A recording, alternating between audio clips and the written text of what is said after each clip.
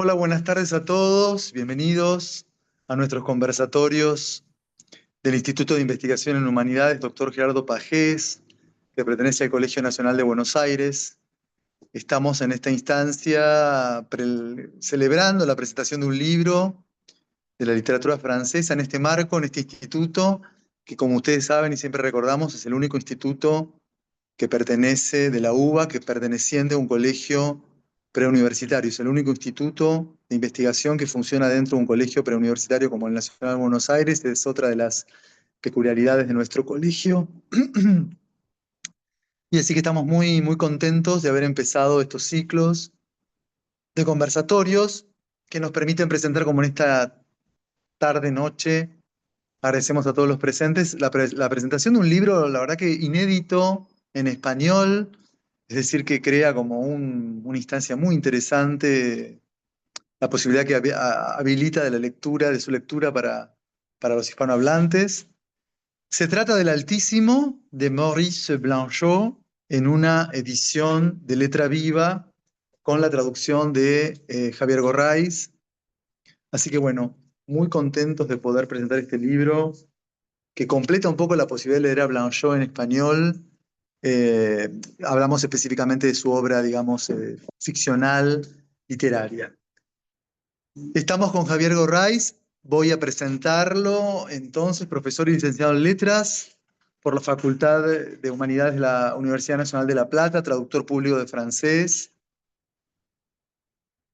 magíster por la Facultad de Lettres et Sciences Humaines Victor Segalen en la Universidad de Bretaña Occidental, doctorando en Letras por la Universidad Nacional de La Plata, con una tesis que prepara sobre el proyecto creador de Georges Perec en relación con la construcción de la identidad y los debates en torno a la memoria del Holocausto entre 1945 y 1982, y es un colega querido que pertenece también a nuestro grupo de investigadores de la literatura francesa y francófona a través de todo el país. Es decir, que es alguien de la disciplina de literatura francesas y francófonas.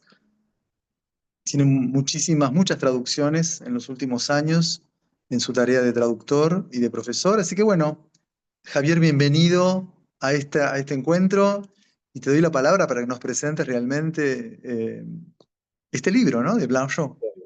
Bueno, muchas gracias Walter por la invitación, por tu presentación y por darme también esta posibilidad de difundir no solo lo que uno realiza como tarea profesional, sino también como lector y amante de las letras y claro que compartimos por supuesto el amor por la literatura francesa, así que bueno, es un gran placer y tenerte también como interlocutor en este espacio.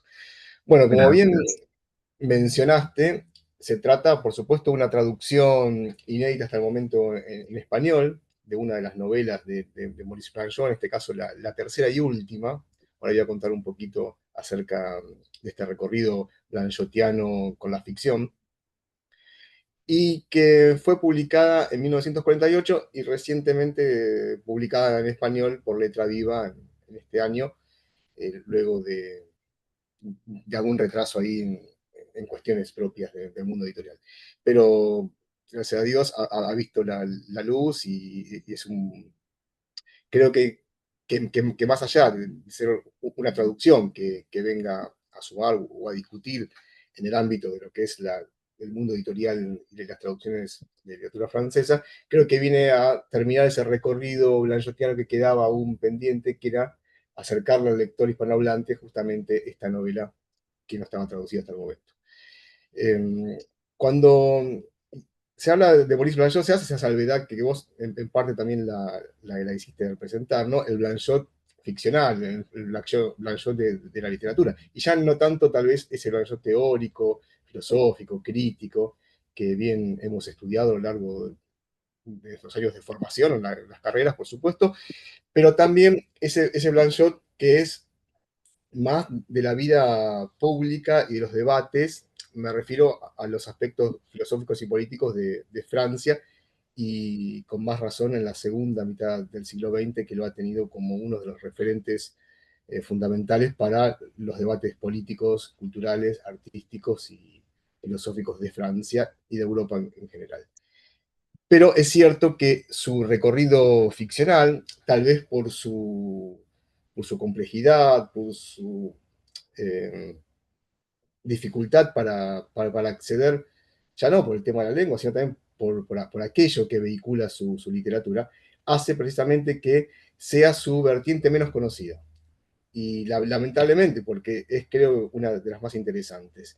Seguramente los lectores conocerán sus obras literarias, y yo calculo que muchos de sus títulos resuenan si los empezamos a recorrer, y es cierto que después falta el acercarse a esa lectura. Es lo que me sucede últimamente cuando yo preparo estos temas o trabajo estos temas sobre el Blanchot literario.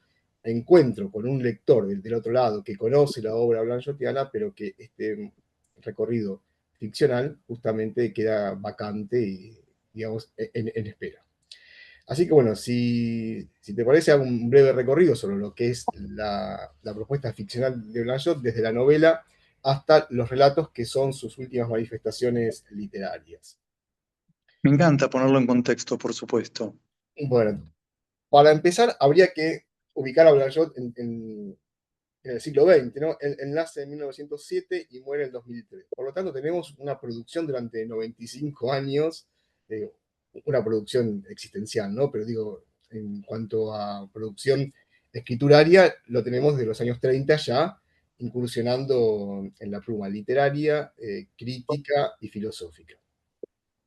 Luego de una formación en la Universidad de Estrasburgo, donde se vincula con Levinas y otros tantos protagonistas también del siglo XX, Blanchot comienza a transitar las publicaciones periódicas. Y es ahí que su pluma se vuelca desde lo político y lo filosófico a cierta área del pensamiento vinculado a la derecha. Él es proveniente de una familia católica, de extrema derecha. Levinas lo, lo califica de monárquico a Blanchot. Y luego tenemos el Blanchot que conocemos, el de post-Segunda Guerra Mundial, que ahí sí estamos ante un Blanchot más volcado hacia el comunismo. Pero este primer Blanchot de los años 30, por supuesto, en relación con ciertos pensamientos vinculados con el antisemitismo, con la extrema derecha, lo involucra, por supuesto, en publicaciones que tienen que ver con ese contexto. Y ahí es donde comienza a darle forma a una novela que es muy conocida, que es Tomás el Oscuro, Tomás el Obscuro, que es tal vez la obra, e incluso el personaje Tomás representa un poco ese, ese doble, ese socia, que es justamente el que después encontramos a lo largo de su literatura. Pero ese texto, Tomás el Oscuro, es producto de un manuscrito que recientemente se ha publicado en Francia, que es Tomás el Solitario, Tomás le Solitaire, que justamente fue escrito entre los años 31 y 37. De eso que tenemos en ese periodo, no publicado en vida de Blanchot, recién en 1941 tenemos la primera versión de Tomás el Oscuro. Y digo primera versión porque en los años 50, justamente en 1950, tenemos la segunda, donde el autor decide recortar un poco sin transformar el núcleo de la obra, recortar un poco en cuanto a la extensión, y transforma ya a Tomás el Oscuro en una edición de unas 200 páginas menos, y es la versión definitiva. Y él ya no quiere saber nada con una nueva publicación de aquella primera versión, perdón, de 1941. ¿Sí? En ese libro, Tomás el Oscuro, encontramos ya el pensamiento filosófico y crítico de Blanchot, que seguramente todos reconocerán como sus indagaciones sobre el lenguaje, esta figura de lo neutro, la cuestión de la muerte, el afuera, que luego lo retomará Foucault en el pensamiento del afuera, ese texto de 66 que le dedica a Blanchot. Está todo, digamos, ese pensamiento ahí en Tomás el Oscuro, y a partir justamente de un personaje como Tomás, que luego es retomado en su siguiente novela de 1942, que es Aminadab. Aminadab, Bien. también traducida. Acaba de aclarar que la primera versión no está traducida, sí aparece en español, Tomás el Oscuro, en la segunda versión, que es la de 1950, que la publicó Pretextos, la editorial Pretextos. En Aminadab vuelve la presencia de Tomás como personaje, y otra vez se da esta situación de pensar desde el lenguaje ciertas imposibilidades, como la imposibilidad de la muerte, el vínculo con los encierros, con los espacios, con la extranjeridad, con la alteridad, y ya desde el propio nombre, que básicamente es una excusa porque no es que aparece Aminadab en algún momento, si hacia el final se menciona, aparece esta cuestión, digo, de presentar al sujeto envuelto en un espacio particular que lo constituye. Asistimos a situaciones eh, por momentos confusas, difícil de discernir, porque tanto el personaje como quienes lo rodean son personajes ambiguos, sin una historicidad muy clara, sin muchos rasgos que uno pueda justamente singularizarlos, pero sí es un gran discurrir sobre el pensamiento de Jean Georges, básicamente. Y luego aparece sí ya la novela en cuestión, que es la de 1948, Le Très el Altísimo, como recientemente se ha publicado. Y esa novela, que sale al mismo tiempo que una obrita muy corta, con un relato, una novela corta de la llamada L'Arrêt de Mort, la sentencia de muerte, se traduce, donde justamente trata temáticas similares, en este caso la muerte, lo fragmentario, la ausencia, el lenguaje, pero con una realidad completamente distinta al Altísimo. Pero es una novela que, perdón, una novelita corta, un relato que viene a complementar el Altísimo. Entonces, en ese año 1948 publica justamente estas dos obras y ahí nos encontramos con el Blanchot que está pensando su tiempo, la posguerra, por supuesto, pero también está pensando el campo literario. En 1947 se edita La peste en Francia, de Albert Camus, que tiene una temática, convengamos, vecina, una epidemia que asedia Ujú. un espacio y, por supuesto, un confinamiento. En ese confinamiento es donde encontramos justamente una gran presencia que envuelve todo, que es el Estado, que es la ley, que es justamente la enfermedad que avanza, la necesidad de confinar y recluir a los sujetos en espacios que los constituyen y que sirven para justamente poner en acción los vínculos, y justamente esto que encontramos en sus novelas, que es el discurrir sobre la muerte, en realidad sobre la imposibilidad de la muerte. Esa novela, el Altísimo, tiene una particularidad. Cuando se publica en 1948, ya por supuesto estaba publicada La peste de Camus, pero al mismo tiempo se estaba dando en el campo literario francés y en toda Europa, de algún modo, ese pensamiento sobre los regímenes totalitarios de la primera mitad del siglo XX, ya terminando la primera mitad del siglo XX, que quedan bien claros y bien manifiestos justamente después de la guerra. Tanto el régimen comunista como el nazismo, como los totalitarismos, están planteados en muchas literaturas. Vale pensar también 1984 de Orwell, que plantea estas situaciones distópicas. Ahora hemos mencionado el caso de la peste, luego vendrá Malaparte con La piel, digamos, un texto que también iba a llamarse La peste, termina llamándose La piel. Son los años, perdón, de publicación de Los Caminos de la Libertad de Sartre. Bueno, hay toda una revisión de lo que ha sido la guerra y la posguerra, que le permite a Blanchot justamente pensar esta cuestión de, de la muerte, de una posible alegoría política, aunque en realidad sería una alegoría del colapso de la alegoría política, ¿no? Eso lo van a discutir, por ejemplo, Pierre Klosowski, que en 1949 publica de inmediato un artículo sobre Letreot, que es muy bueno, en ese libro de ensayos Un tan funesto deseo, de Klosowski, que es fascinante, ¿no? Se dedica a André Gide, a Blanchot y tantos otros.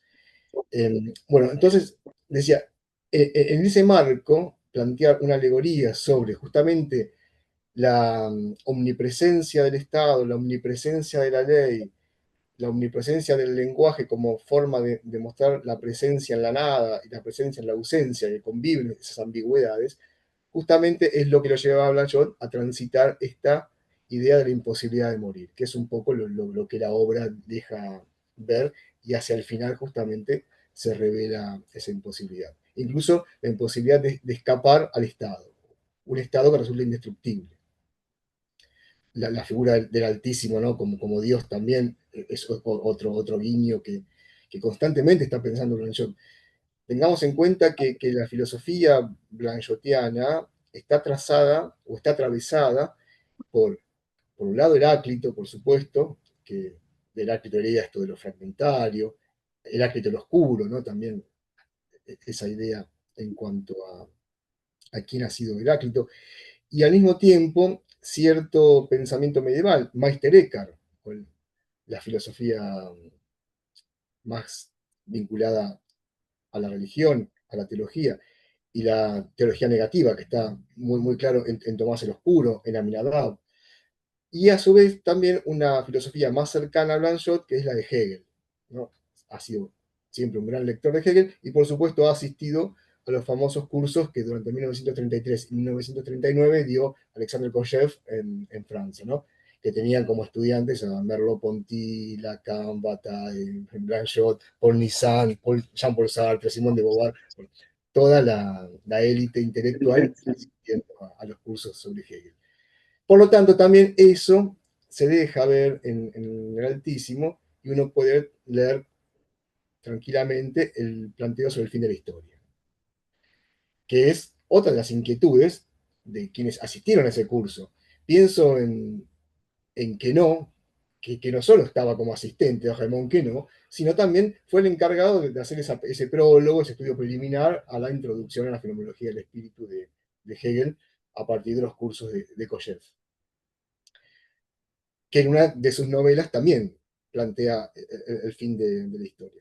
Por lo tanto, es una cuestión que a Blanchot le preocupa como grupo, ¿no? Como grupo de intelectuales que está pensando el vínculo con lo político, lo filosófico y la literatura en la posguerra, esa necesidad de, de trazar una novela sobre ese colapso de la alegoría política, y finalmente abandonar la novela, porque ya esta es la última novela que escribe Blanchot, y ya pasa a una forma de escritura mucho más breve, que es en parte lo que había iniciado en los años 30 con algunos pequeños relatos. Y publica en 1948 la novela y a su vez ese relato, La Haie de Mort, que es justamente un texto mucho más breve, pero que le permite seguir planteando estas cuestiones. Para entender una cuestión también que es sumamente importante sobre esta figura del doble, sobre estas figuras del otro que son tan frecuentes en Blanchot, pensemos justamente en ese guiño, no dicho en un principio, pero sí reconocido en algunos manuscritos, ese guiño a un gran impostor que ha sido Tomás el Impostor, la novela de 1923 de Jean Cocteau, que Blanchot manifiesta no tener ningún tipo de influencia, pero cuando leemos Tomás el Solitario, ahí vemos el reconocimiento a Cocteau y se muestra como gran lector, al menos de las obras más importantes de Cocteau. Algo que había sido velado en el momento de publicación. Como también la admiración por los románticos y los prerrománticos, y cabe mencionar, por un lado, a Thomas Hardy con Jude el Oscuro, y la novela de 1895, y por supuesto al gran impostor Thomas Chatterton, prerromántico del siglo XVIII.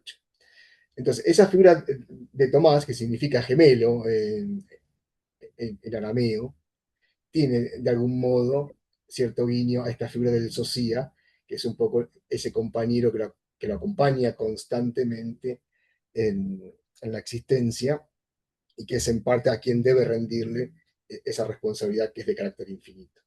Y como dice Blanchot, imposible. Entonces, cuando ya Blanchot decide pasar al relato, nos encontramos en los años 50 con tres obras que son fundamentales. Por un lado, una de 1951, Un moment voulu, en el momento deseado, creo que la han traducido de esa manera. La otra es Aquel que me acompañaba, celui que me...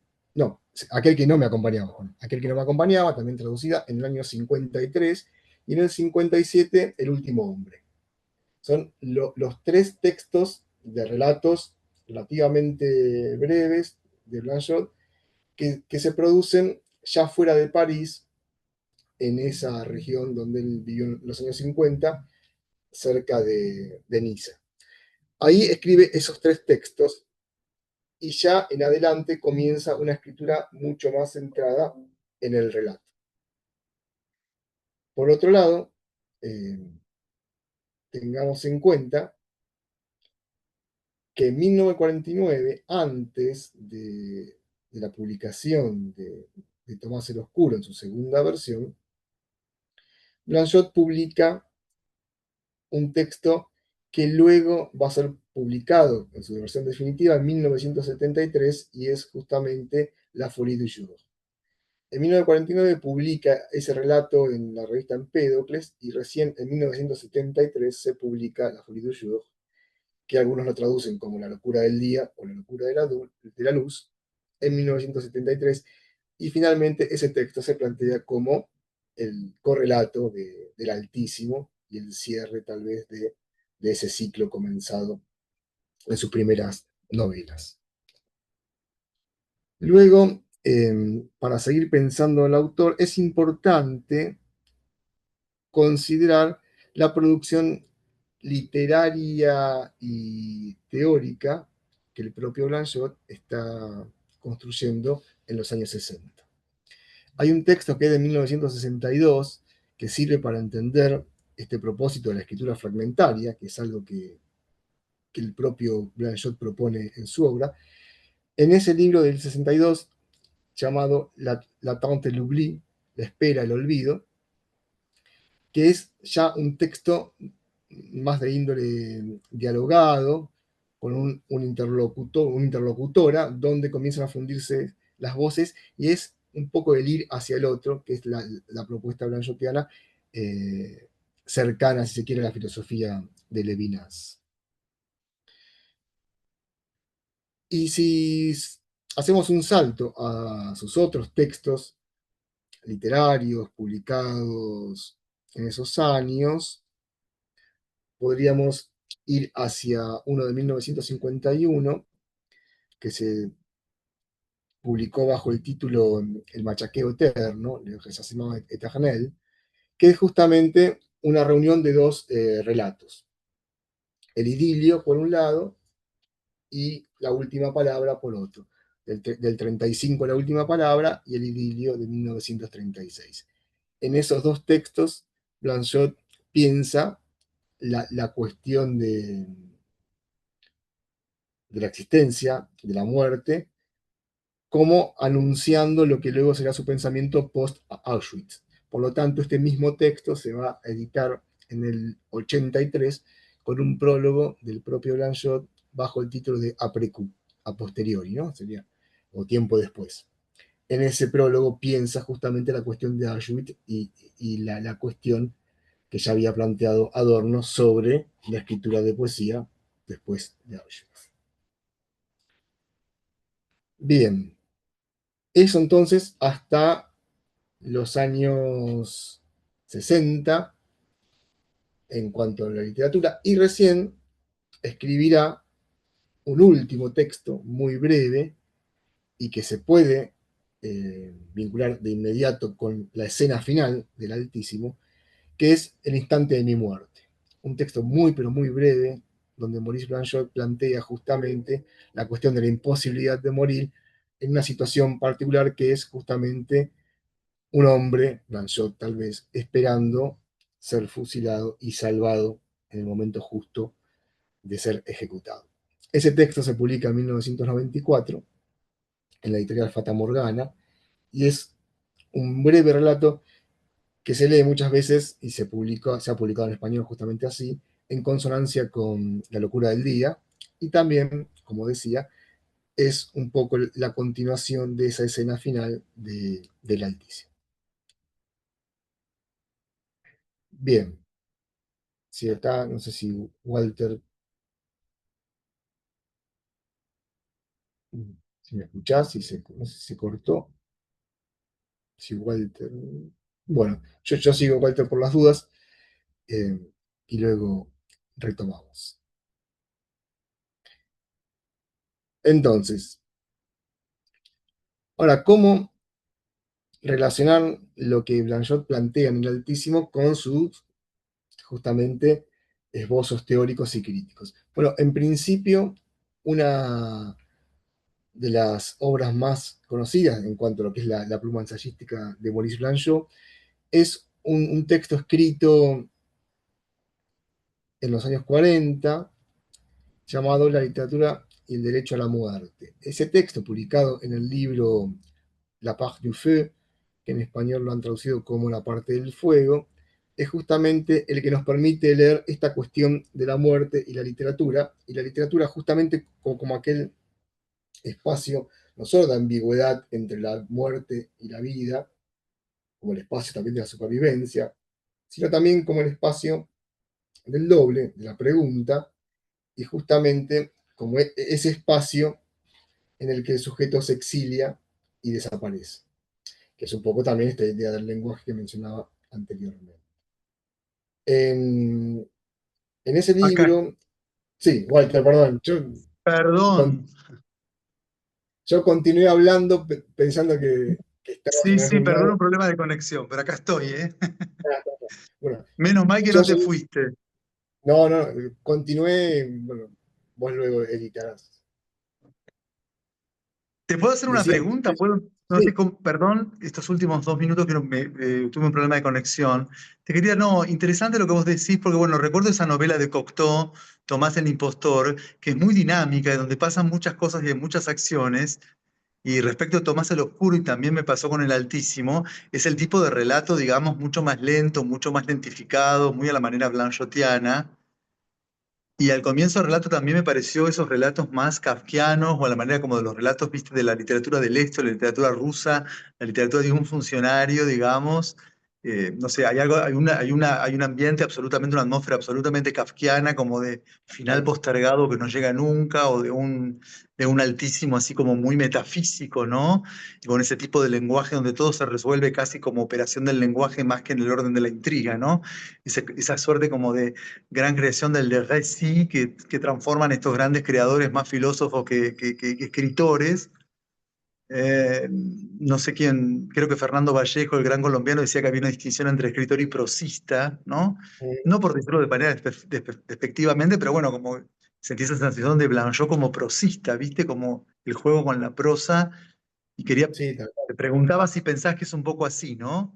sí, mira, de hecho, bueno, cuando él publica Minadab, una de las primeras reseñas se la hace Sartre, en situaciones uno, creo, no me acuerdo cuál de las situaciones, eh, y lo compara con Kafka, ¿no?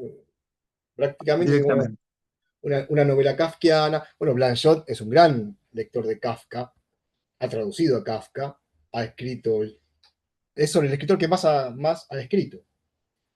Eh, y tiene muchos puntos en común. Es cierto que hay una atmósfera kafkiana en sus novelas, y en esa particularidad de mezclar lo fantástico, lo realista, lo filosófico, lo metafísico, va generando justamente un clima novelesco que poco tiene de convencional en cuanto a la trama, ¿no? Tal vez no hay una trama, por momentos uno siente que no pasa nada en las novelas de Blanchot, pero sí hay una extensa descripción, un extenso detenimiento en la mirada, en el encuentro con la palabra y con los juegos de palabras, e incluso con las repeticiones, con lo fragmentario, que va diluyendo todo tipo de trama para justamente también centrarse en esa voz que habla, que al mismo tiempo se va separando como el lenguaje mismo del ser y va hacia la nada. De hecho, Maurice Blanchot hacía poner en todos sus libros, bueno, lo que está acá, ¿no? Su vida estuvo completamente consagrada a la literatura y al silencio que le es propio, ¿no? A la desaparición de la Claro, literatura. sí, sí, sí. Y situarlos en espacios que no tienen mucha definición en momentos del día que son justamente los de la noche, esa segunda noche donde se mezcla el sueño y la vigilia, la vida y la muerte. Hay una cuestión ahí que es muy del orden del misticismo, sin ser un místico Blanchot, por supuesto, que permite pensar esa filosofía de la concordancia de los opuestos, por un lado, la teología negativa, pero también justamente esa filosofía de la existencia, que es un poco lo que plantea Blanchot, atravesada por la experiencia con el lenguaje y la desaparición del sujeto. Esta idea de lo neutro en Blanchot, la desaparición del yo, pese a que No, no. está narrada en primera persona, pero llega un momento que uno ya no sabe quién habla, como esa persona que no tiene rasgos, no tiene marcas, sino que está siendo constituido constantemente por los objetos, por la mirada de los otros, por las palabras de los otros. Sí, aparte lo kafkiano de esa progresión por episodios más que por intriga, en verdad, y esta disolución del lenguaje que vos decís, un lenguaje suspendido, pero que parece, digamos, ir a su propia nada, una versión como del lenguaje como pulsión, digamos, negativa de alguna manera, tal cual como vos estás diciendo, ¿no? Sí, está eso y también el lenguaje como una manera de ir hacia la ausencia, hacia la nada, y una forma de mostrar justamente la presencia del otro y por supuesto mostrar esa presencia de la muerte, como decía Cocteau, trabajando en nosotros, y esa muerte es imposible, ¿no? Su obra reside un poco en mostrar esa imposibilidad de morir, que por supuesto eso es a posteriori de Auschwitz. Después de la Segunda Guerra Mundial, cuando Blanchot lee la Especie Humaine de Antelme, el primer marido de Duras, cuando lee la especie humana, escribe unos ensayos que son publicados luego en la Entretien Infini, la conversación infinita o el diálogo inconcluso, según las traducciones, que es esa suma filosófica de Maurice Blanchot, donde está toda esta reflexión sobre la escritura fragmentaria, sobre el pensamiento del afuera, sobre lo neutro, pero también sobre justamente esta imposibilidad de morir, que por supuesto es algo que le viene de la filosofía, de la literatura, pero también creo que es la marca de la Segunda Guerra Mundial en su escritura y a su vez la experiencia del mayor lector cuando se encuentra con un texto como La especie humana. Sí, y esta unión de Estado y Dios, porque la verdad la idea del Altísimo, tan crística o tan del Antiguo Testamento, esta idea de funcionario un poco anónimo que se mueve por pasillos y lugares tan oficinescos, ¿no? Que para mí, vuelvo a decir, te remite como mucho a la tradición un poco oficinesca y funcionaria de los funcionarios un poco grises así, muy rusa, ¿no? En algún sentido, no sé, pienso en Gogol o en ese tipo de escritores y a la vez esta idea extraña de esa muy alta autoridad que en verdad hay que obedecer por obedecer. Es como casi como el Estado, dice Dios, es una suerte de gran maquinaria ritual a la cual no queda otra que obedecer hasta la propia disolución. Esa es la sensación. Pero me pareció muy llamativo, bueno, esas relaciones, no sé, entre Estado, viste, de alguna manera, o Estado totalitario, o Estado poderoso, ahí ominoso a la vez, y esta idea de marcar con la titulación, que siempre sabemos que en literatura es una cosa muy fuerte, marcar con esta idea del altísimo, ¿no? No sé qué pensás de respecto de esto. Sí, hay una cuestión de la omnipresencia, la omnipotencia, esa ubicuidad del Estado, que es justamente Claro, los rasgos característicos del Altísimo, en este caso de Dios, y como una imposibilidad de destruir. ¿No? De hecho, justamente, por más que se intente rebelarse contra el Estado, uno intente hacer esa rebelión, el Estado es indestructible y volverá a otro Estado. Hay, claro. hay, hay como una entrega al Estado, a la ley, que por momentos es esa ley que se puede combatir, se puede justamente seguir, pero de la cual no se puede escapar. Claro. Me gustaría que nos contaras un poco el proceso de traducción y la verdad, el acceso a la lengua de Blanchot, cómo encontrás, digamos, la lengua, ¿no? A veces lo más difícil para un traductor es encontrar la voz, ¿no? Sí, Y si contás algunos de los avatares del texto, porque el texto, les decimos a los que nos están siguiendo, es un texto, digamos, largo, de 253 palabras, la edición es bellísima, de letra viva, realmente, y bueno, si nos podés contar brevemente un poco la operación de traducción, ¿no? sí, mirá, Blanchot tiene una particularidad. Los que leemos a Blanchot y después lo trabajamos o escribimos algún artículo vinculado a Blanchot, tenemos una tendencia a hablar como Blanchot, ¿no? Por momentos. Eh, yo sentía que al leerlo y Mm. tener que traducirlo, no podía justamente dejar de lado esa marca, esa estética propia de la lengua blanchotiana, que es bellísima, tanto en francés o en otras lenguas, por cómo la palabra circula por la página. Entonces yo sentía que de algún modo, pese a que podía llegar a entorpecer la lectura de un hispanohablante o de un lector que quiere encontrarse con un libro de Blanchot literario y de repente se encuentra con algo que es muy demandante en cuanto a la atención, a, al ritmo propio de la frase. Y bueno, eso habría que conservarlo de algún modo. Eh, no podría retocar algunas cuestiones para volver mucho más legible algo que tiene un propósito de ilegibilidad, ¿no? Pensando también en la escritura lanchotiana, donde lo legible y lo ilegible conviven. Entonces me parecía que precisamente esa marca debía conservarse y no reorganizar la frase o estructurar de otro modo la, la organización de cada párrafo o de esos párrafos extensos. Y en cuanto al lenguaje en sí, al vocabulario, al léxico blanchotiano, hay muchas palabras que son ya propias de Blanchot, donde uno las ve recurrentemente en sus obras. Entonces tenía ahí como el cuidado de conservarlas, por más que resultaran repetitivas por momento, por más que fueran muy lejanas para un lector eh, argentino del siglo XXI, tratar de mantener esas palabras con lo que cargaban en su sentido más preciso, ¿no? Bien específico, teniendo en cuenta lo que después significan para la literatura de Blanchot o para el pensamiento blanchotiano. Sinceramente, las dificultades son estar leyendo el texto y pasándolo a una lengua como la española, con el sumo cuidado de no dejar de lado que se está traduciendo a Maurice Blanchot, que no presenta grandes dificultades en cuanto al francés. Hay escritores que sí son muy complejos. A mí que me encanta Mallarmé, entiendo que sentarse a traducir Mallarmé es un ejercicio no solo de paciencia, sino también de, de escritura que es muy arduo.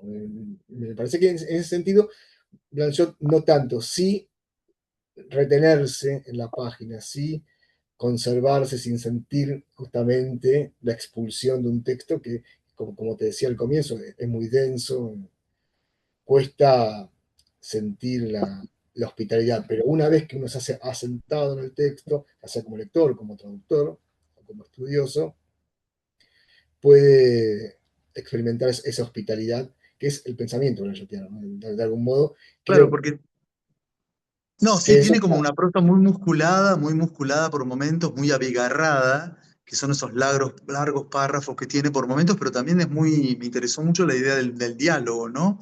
Donde ahí hay una voz ahí más oral, que habrás decidido, supongo yo, para una suerte como de español neutro, sobre todo teniendo en cuenta que por lo que me estás contando, entonces esta sería la primera novela traducida al español desde el Río de la Plata, porque las dos versiones que tenemos sí, son españolas, ¿no? O sea que es la sí, primera edición de un libro, de una novela de Blanchot, digamos, hecha desde el Río de la Plata, si no me equivoco, ¿no?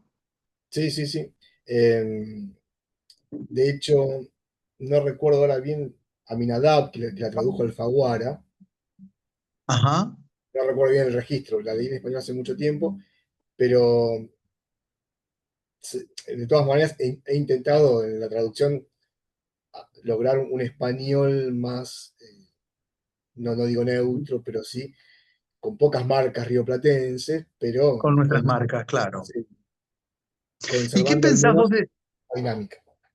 ¿Y qué pensás de esto, de la idea de, bueno, de siempre es horrible esto que voy a decir, pero bueno, en algún sentido la idea de un filósofo que escribe, un escritor que es filósofo, por supuesto, no sé, para mí nuestra formación, como mismo dijiste, es el Blanchot, digamos, ensayista, el que más nos marca y el que define algunas lecturas, por supuesto, ¿no?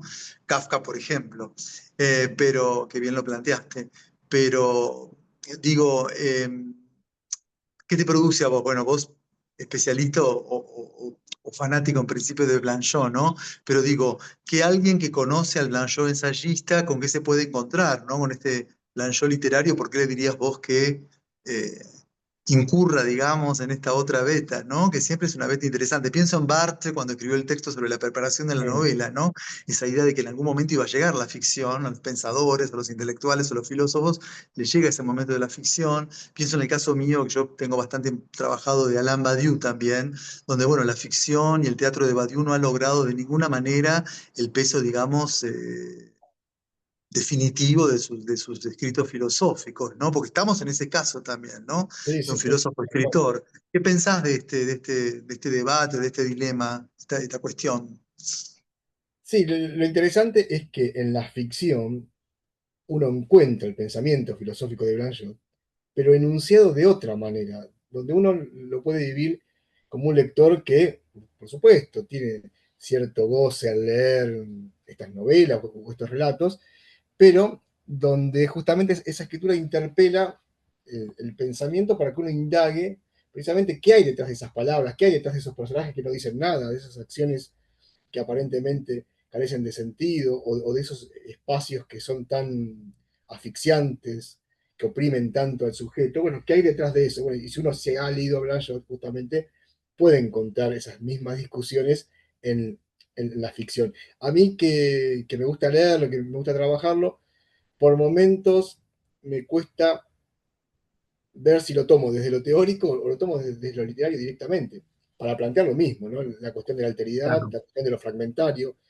la cuestión del exilio en la literatura, la idea de esto que te decía, de la imposibilidad de morir, que es una inquietud que tiene Blanchot en todos sus textos, de algún modo, que atraviesa su obra, pero que cuando lo hace desde la ficción, lo hace tal vez de una forma mucho más oscura, donde cuesta.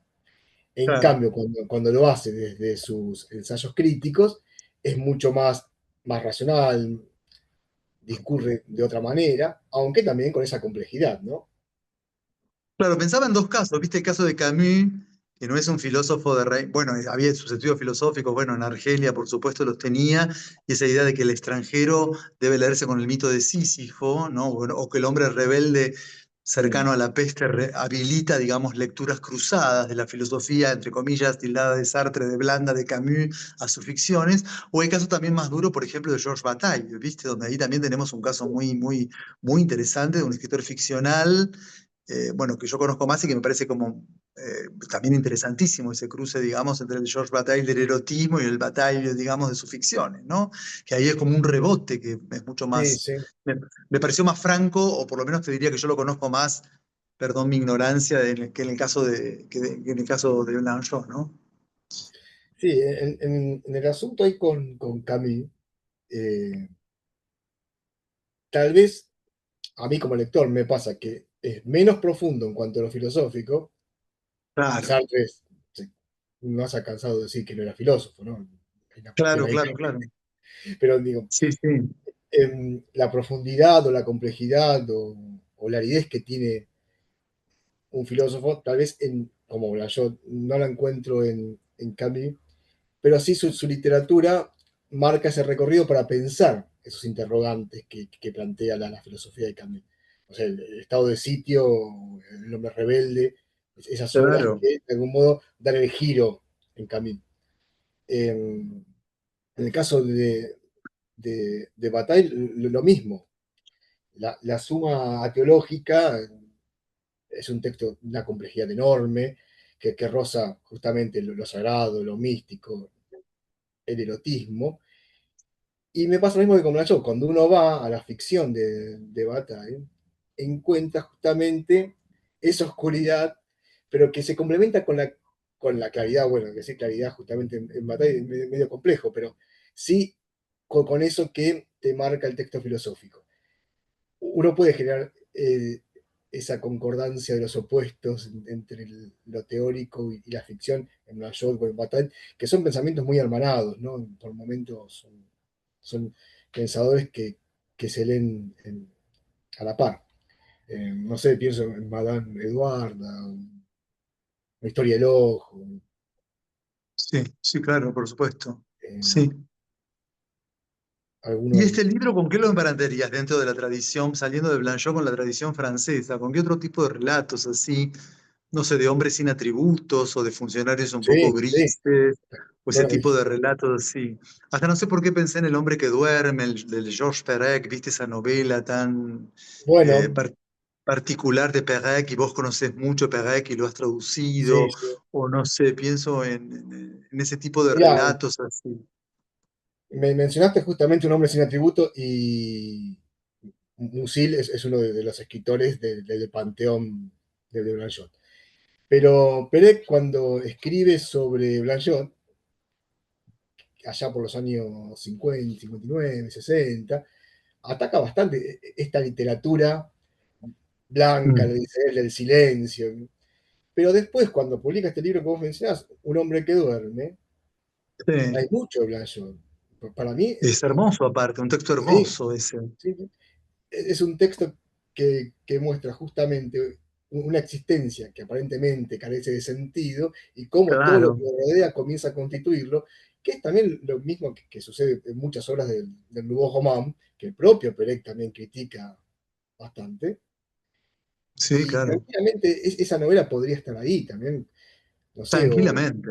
Sí, o sí, las novelas de Paget o de Juterin, sí, sí.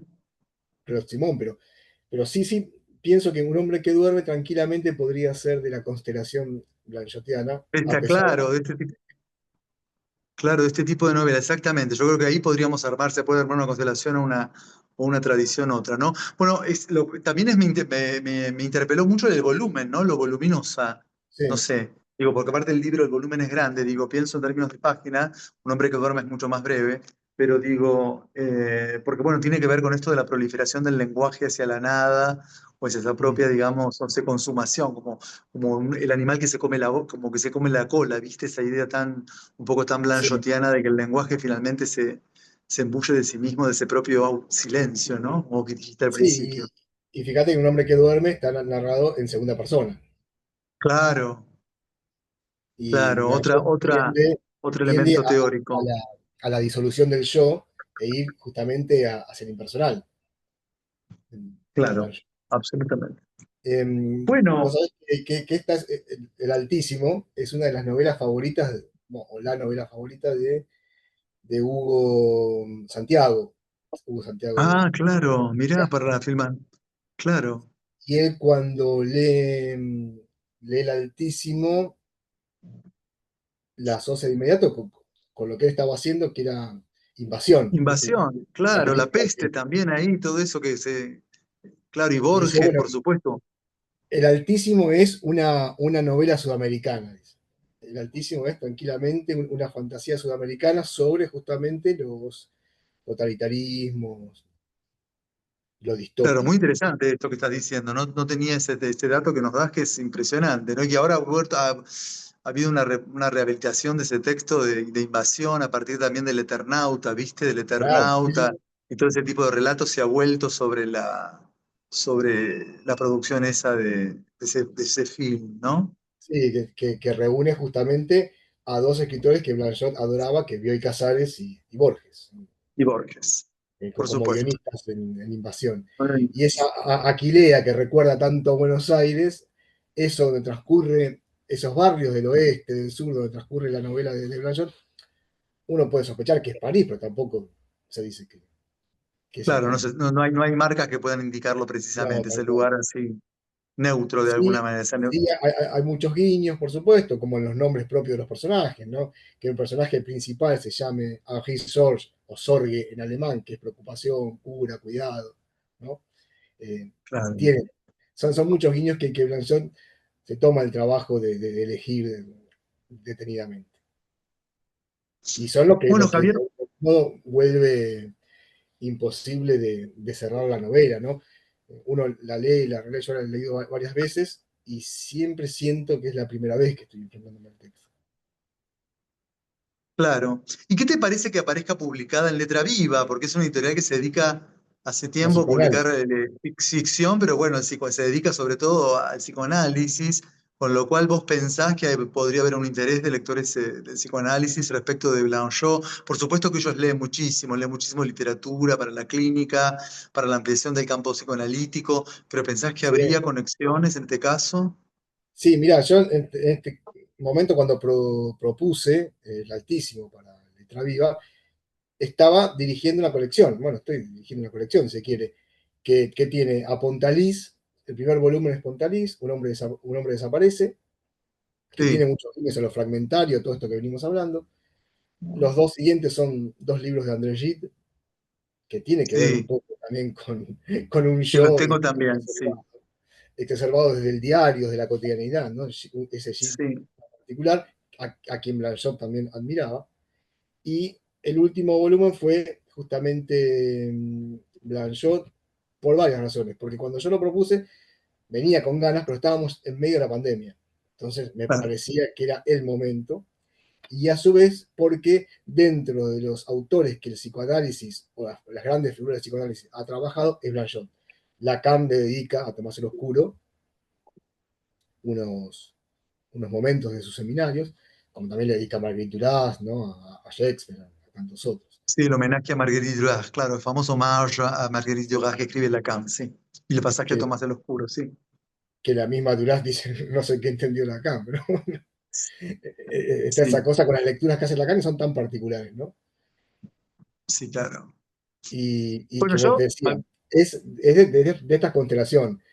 Uno piensa los autores de filosofía, psicoanálisis, literatura, Lacan ha sido también un escritor literario, en parte, su primer impulso sí. surrealista así lo marca.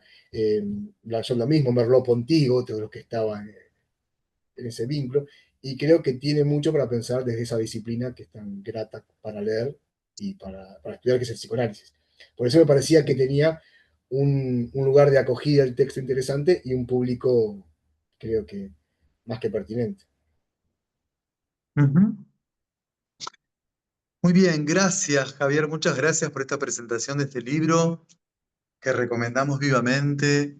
Lo pueden conseguir en Letra Viva, o lo pueden buscar realmente el Altísimo. Merece muchísimo y me parece muy interesante este aporte, digamos, al mundo de la disciplina de la literatura francesa y a un filósofo clave, digamos, del siglo XX en su fase ficcional realmente. Así que bueno, me pareció interesantísima la traducción y que bueno, tengamos esta traducción al español en el Río de la Plata a través de Letra Viva y tu traducción. Así que bueno, gracias por este encuentro, Javier. No, a vos, Walter, siempre es un placer escucharte, encontrarte en que sea de esta manera o presencialmente cuando nos cruzamos. Y en serio, muchas gracias por el espacio y por la posibilidad de hacer cada vez más visible el trabajo de todos nosotros, que siempre sos tan generoso con los colegas. Gracias. Gracias a todos a todos. Esto va a estar colgado. Esperemos que tuvimos un pequeño problema de conexión, pero esperemos que no se haya perdido la grabación.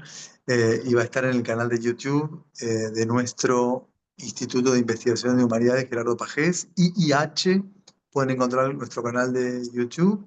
Y seguimos con nuestro ciclo de conversatorios, por supuesto, hasta el fin, digamos, del selectivo académico de la UBA de este año 2025. Gracias, Javier. Muy buenas noches a todos. Gracias. Walter, muchas gracias. A vos. A ustedes.